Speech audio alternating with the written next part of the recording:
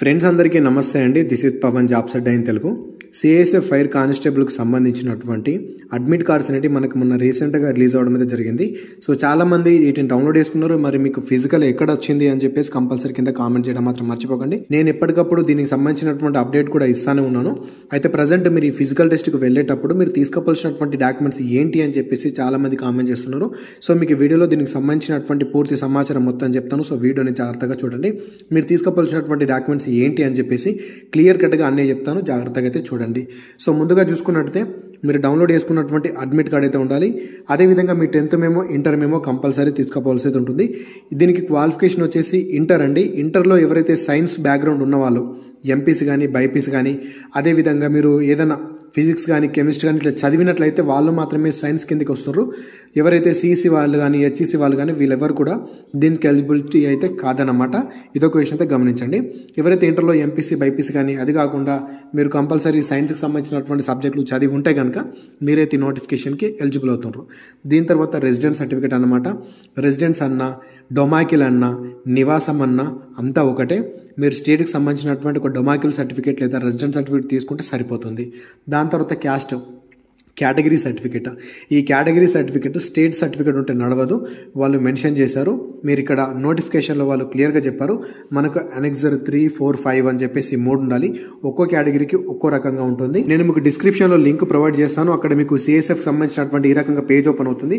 ఇక్కడ మీరు లాస్ట్కి వెళ్ళారంటే ఇక్కడ మనకు నోటిఫికేషన్ అని చెప్పేసి ఉంటుందండి. ఈ నోటిఫికేషన్ ఫస్ట్ ఆఫ్ ఆల్ మీరు డౌన్లోడ్ అయితే చేసుకోండి. ఈ నోటిఫికేషన్ మీరు డౌన్లోడ్ చేసుకున్న తర్వాత లాస్ట్లో మీకు దీనికి సంబంధించినటువంటి అనెక్సర్ సర్టిఫికేట్స్ అని చెప్పేసి ఉంటాయండి. మీరు లాస్ట్కి వెళ్తే మీకు కనిపిస్తుంది.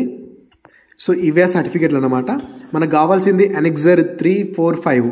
అనెక్సర్ 3 సర్టిఫికేట్ వచ్చేసి ఇది ఎస్సీ ఎస్టీ వాళ్ళకి సంబంధించినటువంటి సర్టిఫికేట్ అనమాట. మీరు ఈ యొక్క పేజ్ని అదేవిధంగా దీని కింద సెకండ్ పేజ్ ఉంటుంది. ఈ 2 పేజ్ని అయితే మీరు ప్రింట్ తీసుకోవాల్సి ఉంటుంది. దీని తర్వాత అనెక్సర్ 4 అని చెప్పేసి ఇది ఓబీసీ వాళ్ళకి సంబంధించింది. ఓబీసీ అంటే స్టేట్లో బీసీ కదా. ఈ బీసీ వాళ్ళందరూ కూడా మీరు సెంటర్లో ఓబీసీ అయితే ఉంది కాబట్టి మీరు ఈ ఓబీసీ సర్టిఫికేట్ని తీసుకోవాల్సి అయితే ఉంటుందన్నమాట. సో ఈ ఒకటే పేజీ ఉంటుంది. దీన్ని మీరు ప్రింట్ అయితే తీసుకోవాలి.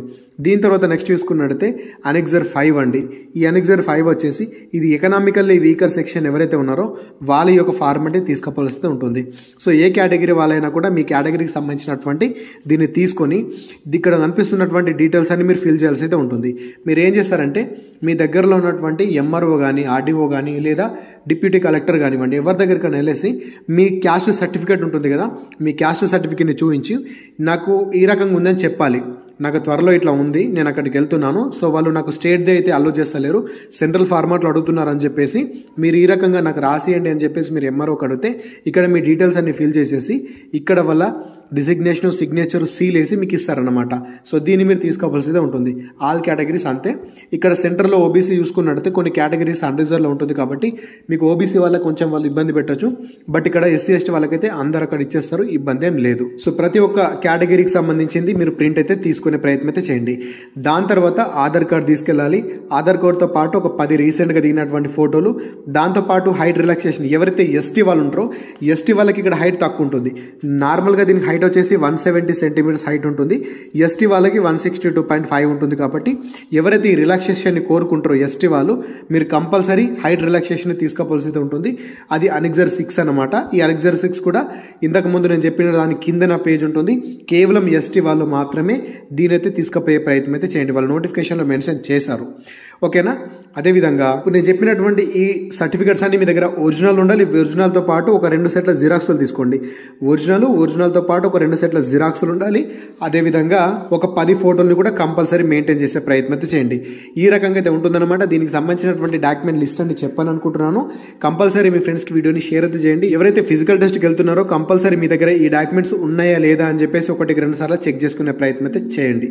ఎవరైతే ఈ యొక్క ఫిజికల్ టెస్ట్కి వెళ్తున్నారో మీ దగ్గర ఈ యొక్క డాక్యుమెంట్స్ ఉన్నాయా లేదా అని చెప్పేసి 1-2 సార్లు చెక్ చేసుకొని మీ యొక్క ప్రయాణాన్ని ప్రారంభించండి. సో ఇదన్నమాట. మీకు సెంటర్ ఎక్కడ ఉందో కంపల్సరీ కింద కామెంట్ చేయడం మాత్రం మర్చిపోకండి. అదేవిధంగా మీకు ఏమైనా డౌట్ ఉంటే కంపల్సరీ కింద కామెంట్ అయితే చేయండి. Thanks for watching. అందరికీ ఆల్ ది బెస్ట్. జై భారత్.